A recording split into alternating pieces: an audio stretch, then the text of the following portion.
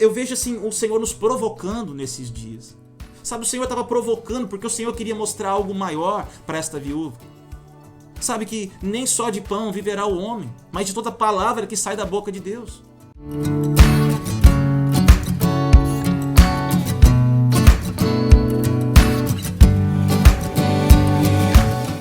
Quem lembra da viúva de Sarepta?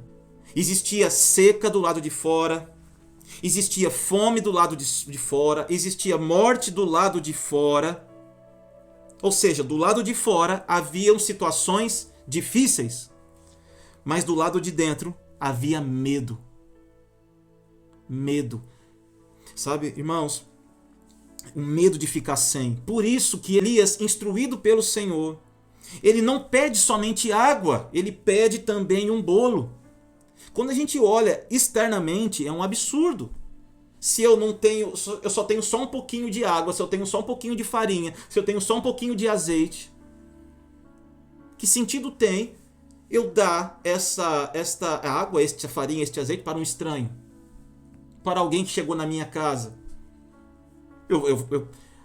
Humanamente falando, fisicamente falando, a gente vai dar primeiro para os nossos filhos, a gente vai atender as necessidades dos de dentro.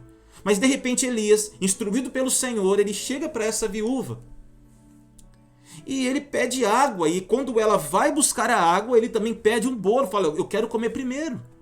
Ou seja, irmãos, isso, né, eu vejo assim o Senhor nos provocando nesses dias. Sabe, o Senhor estava provocando porque o Senhor queria mostrar algo maior para esta viúva. Sabe que nem só de pão viverá o homem, mas de toda palavra que sai da boca de Deus.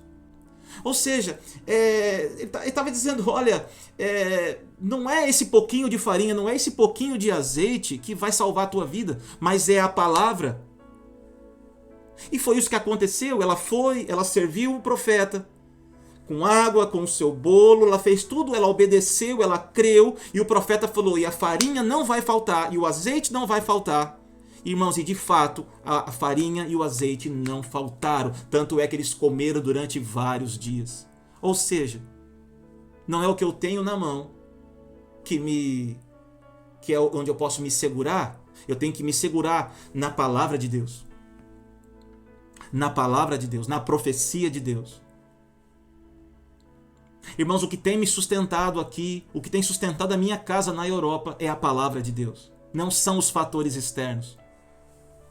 Desde quando nós nos mudamos para cá há mais de um ano, irmãos, não são os fatores externos, muito pelo contrário, porque os fatores externos pioraram muito, mas o que tem me mantido de pé é a palavra do Senhor.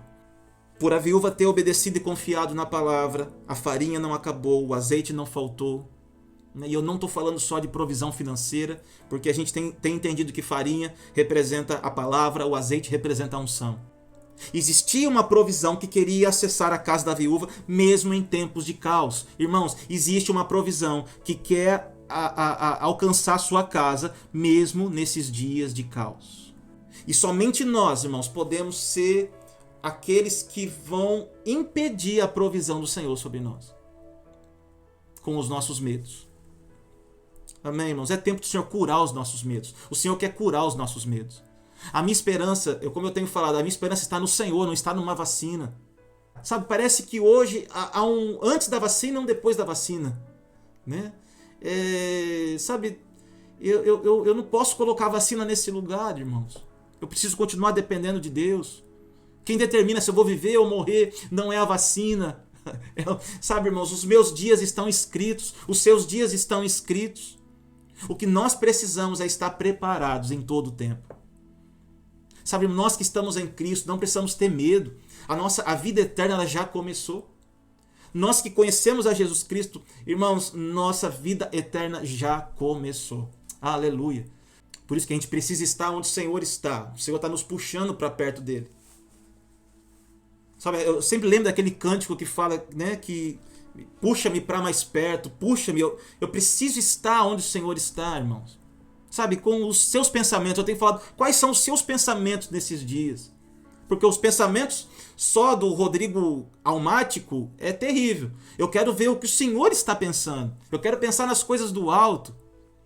Sabe, eu quero ter uma visão do todo, do coletivo. Sabe, irmãos? isso faz com que a gente cresça. Isso faz com que a gente seja cada vez mais parecidos com Cristo. Esse é o nosso objetivo, estar cada dia mais parecido com Cristo. Amém, gente?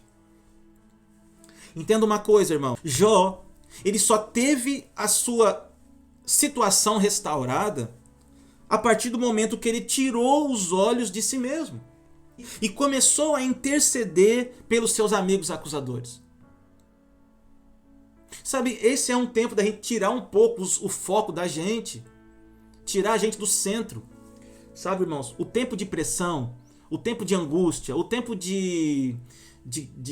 esse tempo de crise, né, geral, faz muitas vezes com que nós venhamos para o centro. Então a nossa dor parece ser maior, o nosso problema parece ser maior, só que tem muita gente, irmãos, passando dificuldade, tem muita gente passando, e eu vou te falar, tem muita gente passando um problema maior do que o seu, muito maior do que o seu. Mas para nós, muitas vezes, o nosso problema é o pior, é o maior. Então nós precisamos sair deste lugar, irmãos. Em nome de Jesus, sair de um lugar de vítima, assumir as nossas responsabilidades, vencer os nossos medos. Em nome de Jesus, irmãos. Esse é o tempo. Eu não estou falando aqui de alguém que está muito à frente de você. Não, irmãos. Eu estou nessa batalha todos os dias, vencendo essas batalhas internas para poder vencer as batalhas externas. Eu não estou muito à frente de você, eu estou junto contigo no mesmo barco. Amém? Então o Senhor não prometeu tranquilidade, o Senhor prometeu a sua paz. Amém, irmãos? Viver em paz. Como é bom estar em paz, mesmo em meio à confusão. Como é bom viver em paz, mesmo no meio dos dias difíceis. Então movimente-se pela palavra, né? Leia a palavra, profetize a palavra. Amém, irmãos? Aquilo que parecia ser impossível para Pedro, né? Depois de Pedro ter pescado uma noite toda, aquilo que parecia ser impossível, mediante as suas experiências, mediante a sua, o seu know-how em pesca. Irmãos, pela palavra do Senhor tornou-se possível.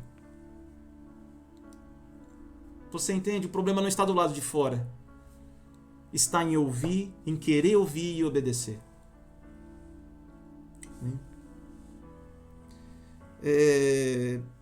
Esses dias eu escutei algo muito interessante que diz assim: sabe qual foi a diferença crucial entre os 10 espias, os 12 espias que foram espiar a terra?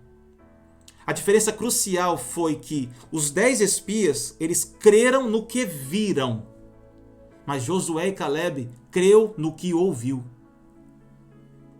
Essa foi a grande diferença. Crer no que nós estamos vendo ou crer no que nós já ouvimos. Josué e Caleb tinham ouvido que a terra era deles, que a terra era uma descendente, era para eles, era para os seus descendentes. Ou seja, creia no que você ouviu, não no que você está vendo. Amém, irmãos? Creia na palavra. Creia no que Deus já disse. Em Salmo 116, versículo 12, fala assim: que darei ao Senhor por todos os benefícios para comigo? Que darei ao Senhor? Nós estamos falando aqui de gratidão. Que darei ao Senhor por todos os benefícios para comigo? Gratidão. Mas sabe o que eu achei mais interessante? Que quando nós voltamos 2 versículos para trás neste salmo, está escrito assim: eu cria, ainda que disse, estive sobremodo aflito. Ou seja, existiu uma aflição, mas o salmista está dizendo: olha, o que darei ao Senhor por todos os benefícios? Os benefícios do Senhor são muito maiores do que toda e qualquer possível aflição momentânea. Havia uma gratidão interna, mesmo com uma aflição externa.